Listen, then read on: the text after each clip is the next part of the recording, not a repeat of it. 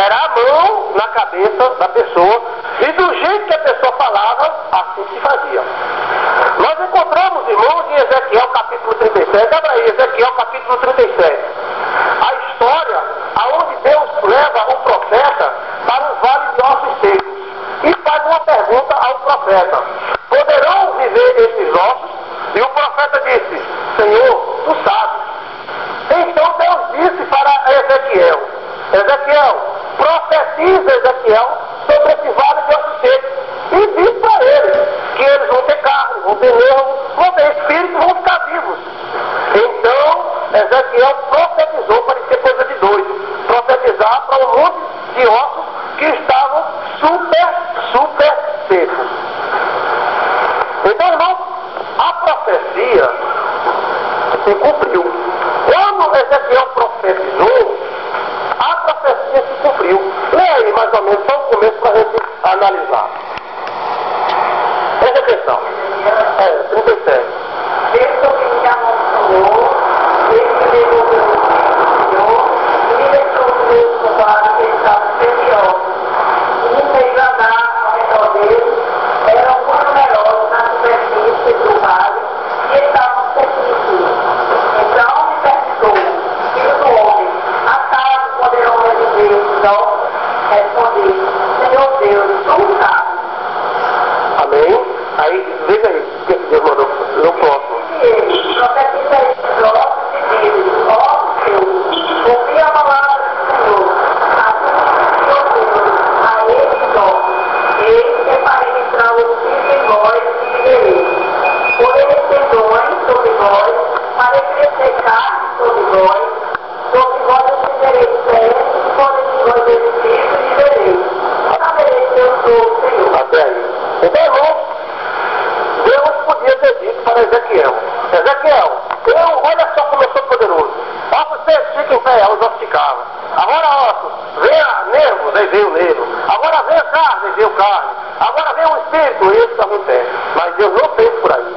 Deus disse: profetiza, Ezequiel, fala, conversa, diz, declara a estes ossos que eles vão viver. Então é o seguinte, irmãos, quando nós profetizamos algo, a Bíblia diz que o que concordar na terra será concordado no céu. Aí diz: dois ou mais concordarem na terra será concordado no céu. Vai mais ou menos por aí na questão da profecia.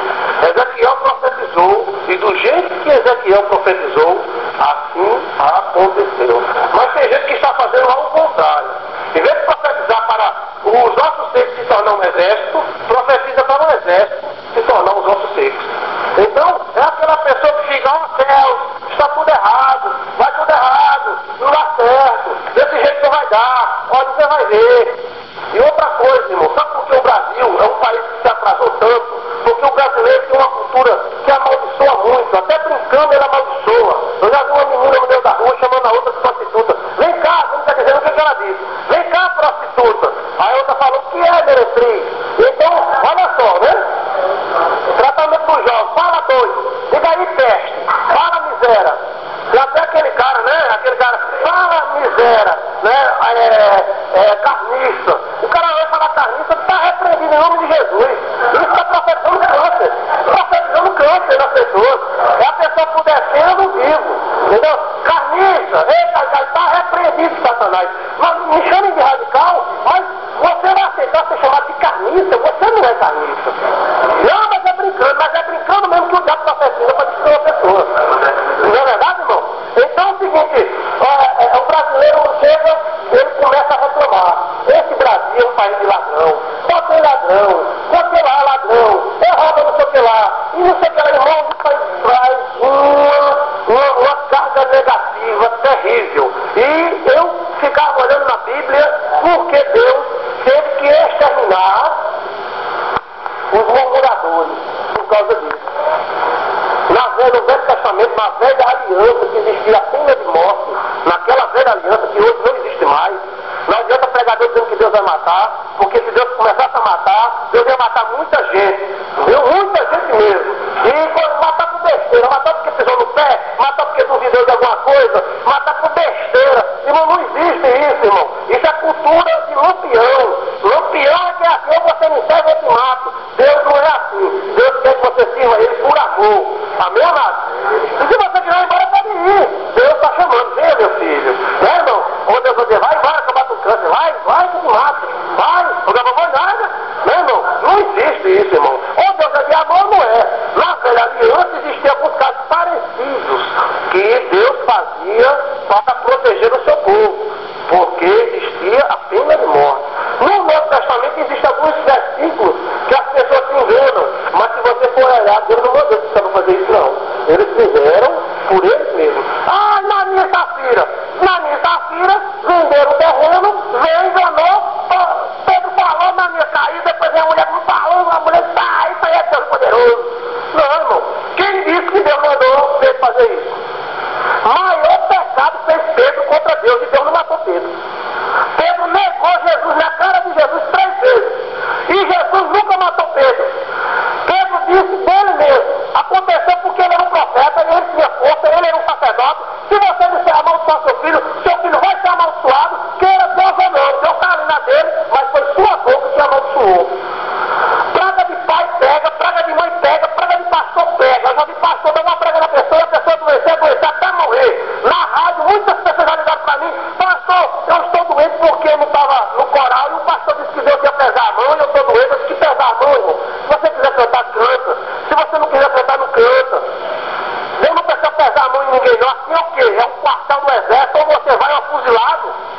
Ou Deus é de amor ou não é. Não, mas é fogo consumidor. Mas não com a nossa justiça, que a Bíblia diz que é um trato de imundícia. Então, irmãos, temos que ter cuidado com as nossas palavras. É difícil.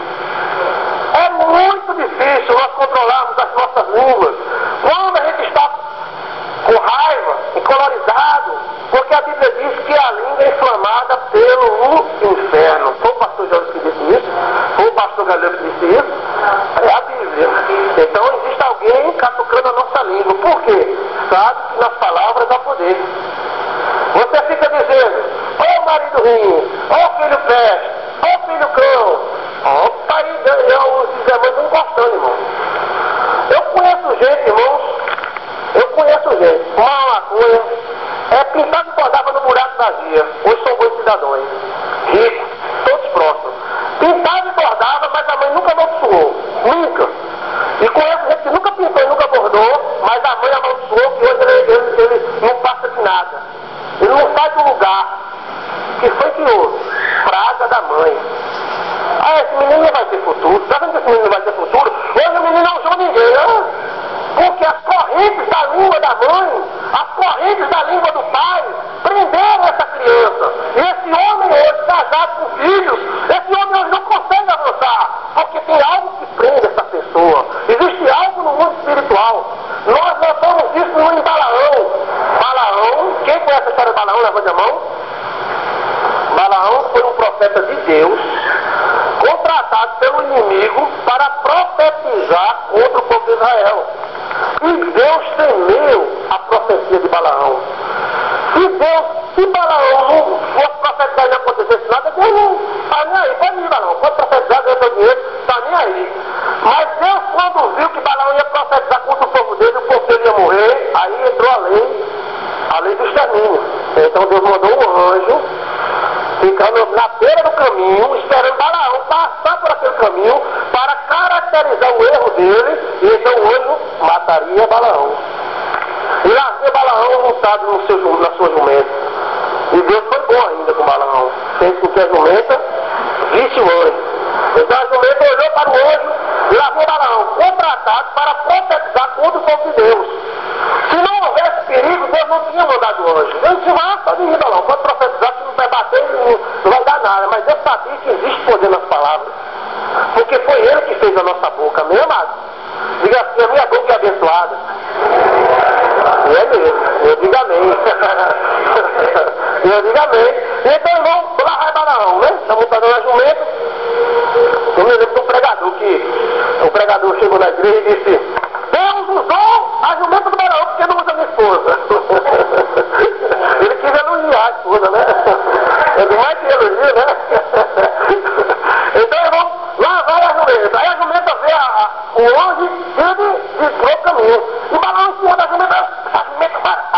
e aprumou por outro caminho. Aí o anjo olhou, aí o anjo voou e ficou no outro caminho. Aliás, a jumenta, né? Por outro caminho, você vai lá em cima. Quando a jumenta olha, o anjo vê, o anjo, opa, vou morrer nada, vou embora. E virou, então vai lá, tome cacete na jumenta, bora rapaz, vamos pra ali, vamos, e a jumenta emprensou o pé de balão numa árvore. Quando o balão já passou, a jumenta com medo, aí emprensou o pé dele, ele foi irado. Ele desceu da jumenta, pegou um pedaço de pau e pá na jumenta. Então a Bíblia diz que Deus abriu a boca da jumenta. Deus não falou pela